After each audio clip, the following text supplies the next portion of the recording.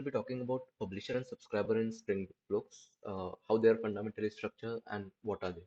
Okay, so let's first start with the basic definition of both of them. A publisher is basically responsible for publishing the data, and a subscriber, if it wants to receive the data that is being published by a certain publisher, it can subscribe to it. So a subscriber subscribes to a publisher to receive the data. So basically, that's the definition. This is simple, the PubSub model that we all know. Publisher publishes the data, subscriber can subscribe to the publisher to receive the data. Now, there are certain principles over here uh, in Spring WebFlux, or we can say in reactive programming. The first one is nothing happens until you subscribe, and the second one is it's not a principle, but it's kind of a feature, which is back pressure. We'll come to back pressure, but we'll first try to understand what the first principle means, which is nothing happens until you subscribe.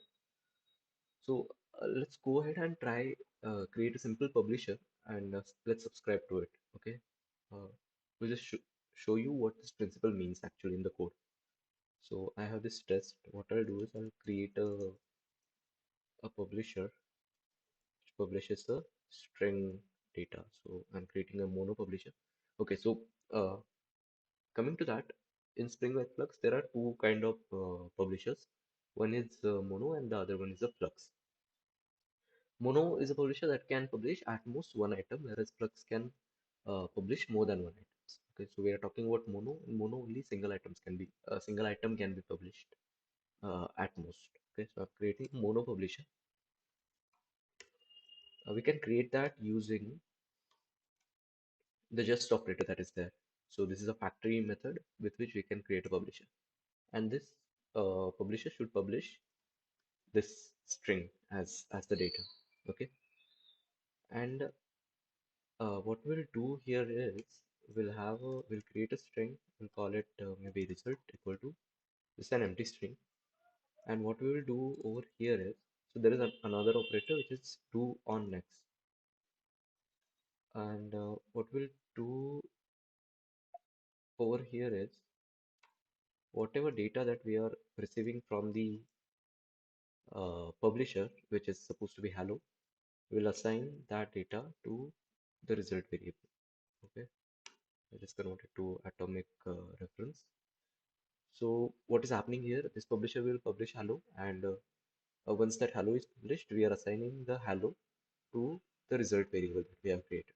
Okay. So now that I have written it, and if I try to print the value of result, what do we get? Let's see. So I'll just run this. Okay. So I'm still getting an empty string, right? That means whatever we have written here has not happened, right? And like it did not execute itself. The publisher did not publish anything, and this operator did not do what it was supposed to do. Okay, so to to make this happen, right, to trigger this data stream to flow through, we'll have to subscribe to it. Okay, what we'll do is now we'll subscribe to this publisher and we'll print the result again. And now if we run this, we can see we got our value. So that's what the first principle means, which is nothing happens until you subscribe. Once we subscribe to it, then whatever we have defined in the reactive chain will start happening. Okay, so that's the first principle. The second principle, we won't be showcasing it through code in this video, but I'll just tell you what it is.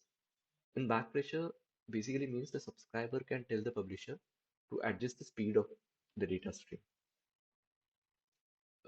And this is useful when suppose the publisher is publishing data at a very high speed and the subscriber is not able to consume that data properly. It's not able to process that data. It is overwhelmed basically. So in such scenario, there will be data loss, right? So this is very important feature. What will happen over here is, in case the subscriber is getting overwhelmed, it will tell the publisher that slow down the data stream because I'm not able to process whatever data you are publishing. So give me some time, I'll process whatever that I have, and then I'll request you for more data. So that's what back pressure means. The consumer can request the publisher to, uh, you know, uh, to ask for data. Okay, so if you are not going to cover it in this video, why are we talking about this? Basically, what I wanted to highlight over here is the subscriber can tell the publisher to uh, send it some data. Like what that means is the subscriber can request data from the publisher. So what that means is subscriber has the ability to request for the data, and we needed this context going forward in this particular video. Okay, so just bear that in mind. Key subscriber can request for data from the publisher. Okay, so uh, that's the understanding of what a publisher, what a subscriber is, how we can subscribe to a publisher, and these two principles. Now, code-wise, how what are they? What is publisher and what is subscriber in the Reactor core course code base? Okay, so these are nothing but these are simple interfaces like this. This is the publisher interface. This is the subscriber interface. Publisher interface has let me just yeah. So publisher interface has only one method, subscribe. It takes in a subscriber. Okay. Subscriber interface has four methods: on subscribe, on next, on error, on complete.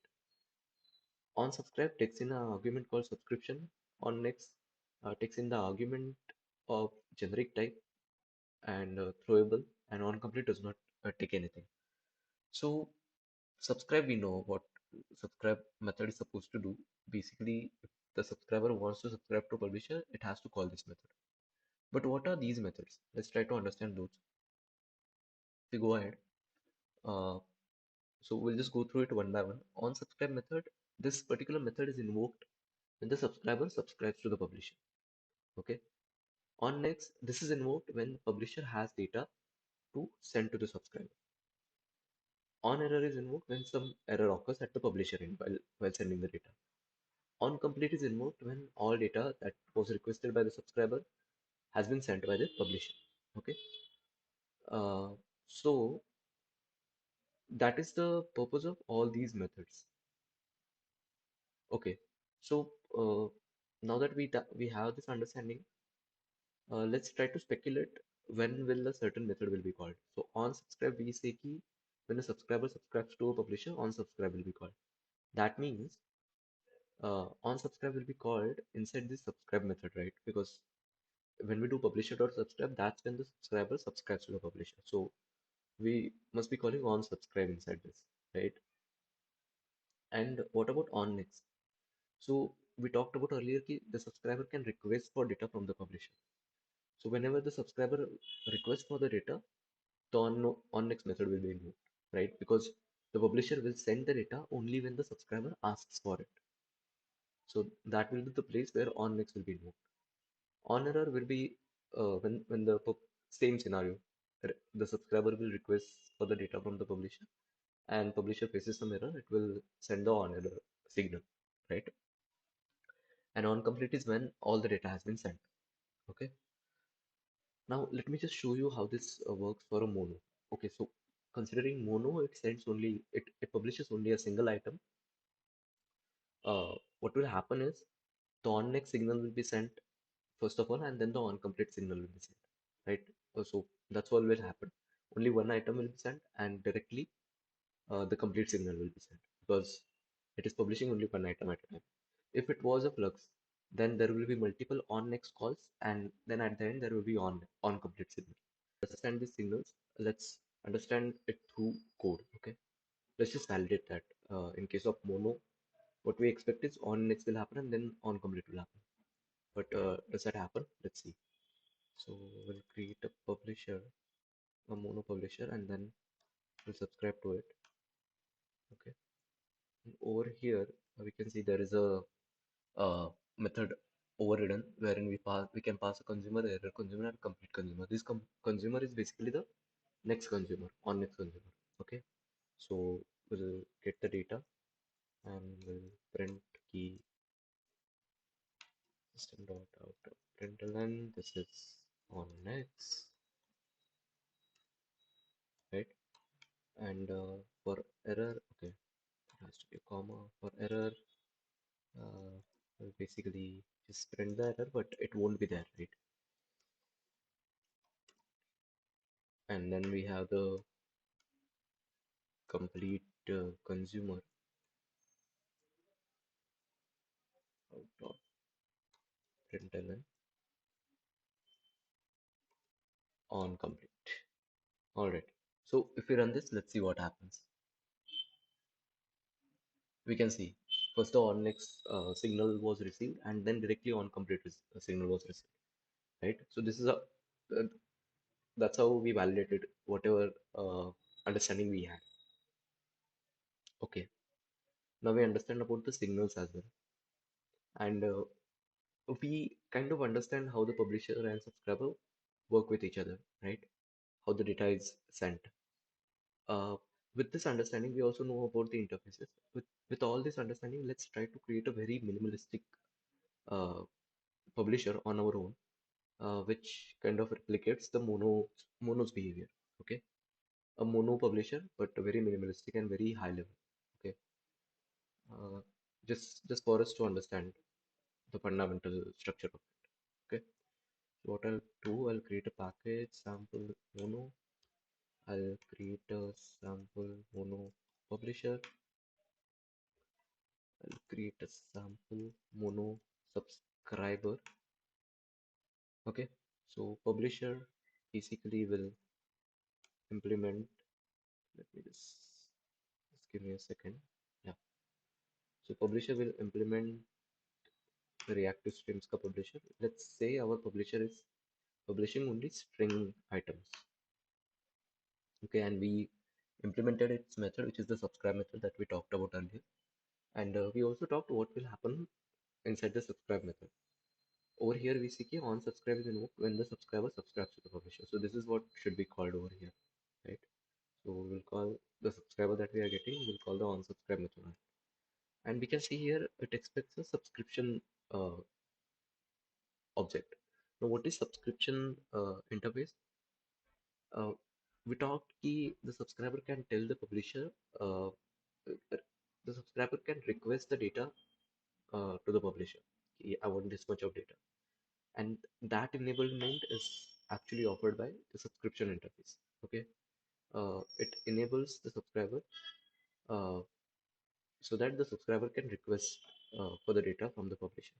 Okay, so it has a request method. What we'll do is we'll create a sample mono subscription. Okay, and this will implement subscription, and we'll implement the methods.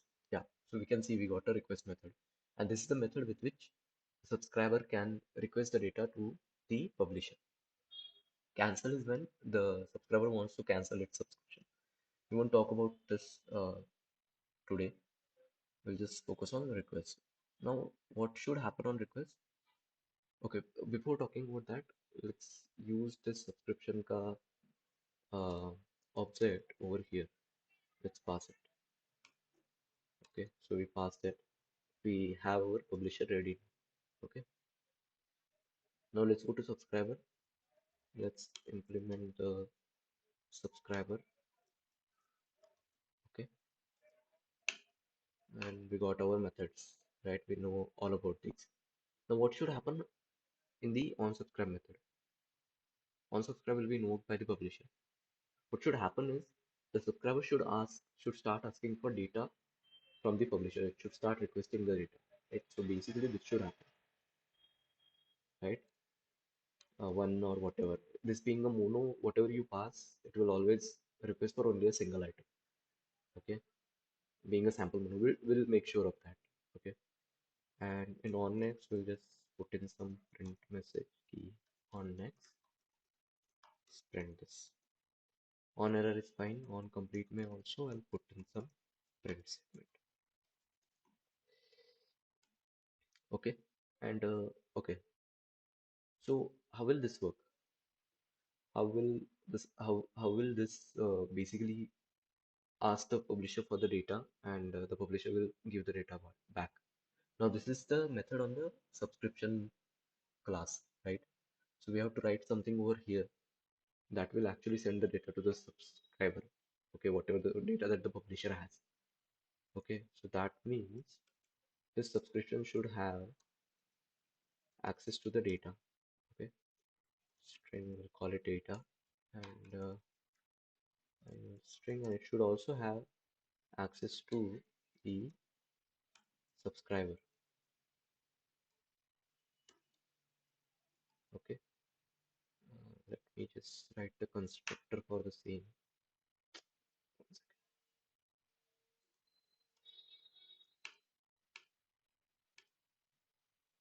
One second. What's happening? Just a second. Okay, let me make it a, yeah.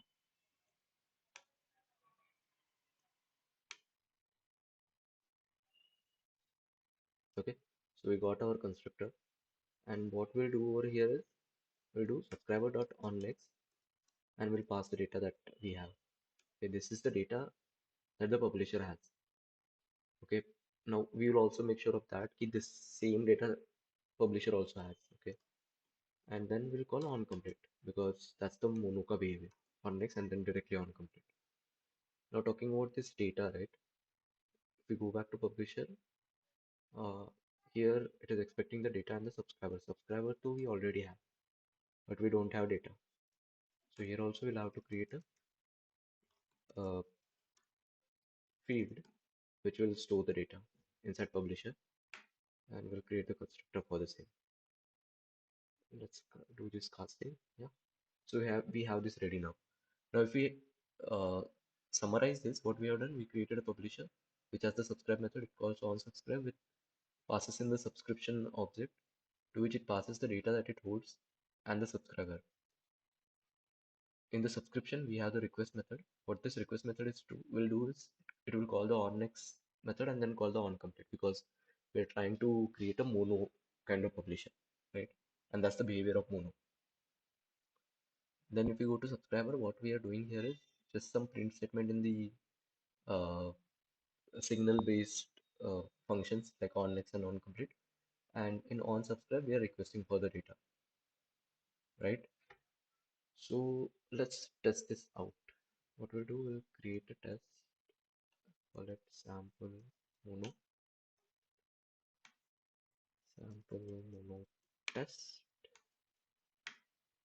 Okay, let's just call it that. What we'll do here is we'll create the sample mono publisher, sample mono publisher, and this is the data that this publisher should publish. And then we'll do sample mono publisher dot subscribe, and we have to pass the subscriber.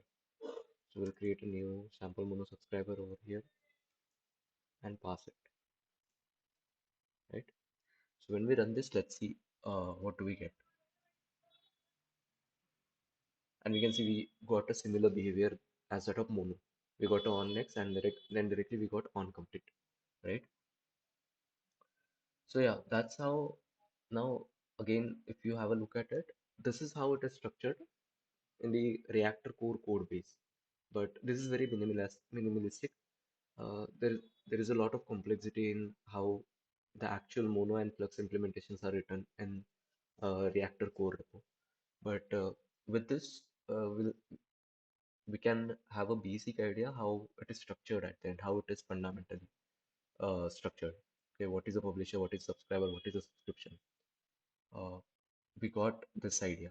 Okay, the fundamental understanding of it. So if we come back to the slides, here we are seeing another thing is uh, both on error and on complete are termination signals. If either of these methods is invoked, the publisher stops sending data to the subscriber, even if the subscriber requests for it. Okay. So once any of these signals is received, even if the subscriber asks for more data, the publisher won't send any data because it is terminated. This particular operation is terminated. Okay. This we already talked about. There is mono and there is flux publishers, and how the on-next calls are invoked in each of these two publishers, right? Right. So yeah, that's about it. I actually majorly wanted to cover this part.